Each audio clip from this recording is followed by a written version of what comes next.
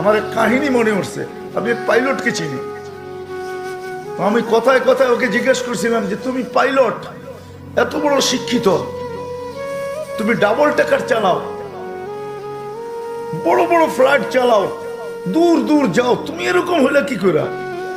আমাকে বলতেছে মৌলানা मैंने अल्लाह को करीब से देख के हुआ, আমি আল্লাহকে কাছের থেকে দেখা তারপরে এরকম হয়েছে।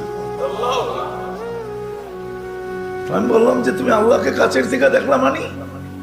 আমি ফ্লাই করে যেতেছিলাম হেথ্রো এয়ারপোর্টে লন্ডনে। যখন আমি ইংল্যান্ডের সীমানায় ঢুকে গেছি, হেথ্রোতে আমি ল্যান্ডিং করব, সীমানায় যখন ঢুকে গেছি, তো আমি বটনে পুশ করে চেকিং করে, এর আগে চেক করে যে সবকিছু ওকে আছে কিনা। তো আমি বটন চেক করতে যাই, দেখি আমার চাক্কা নামবে না।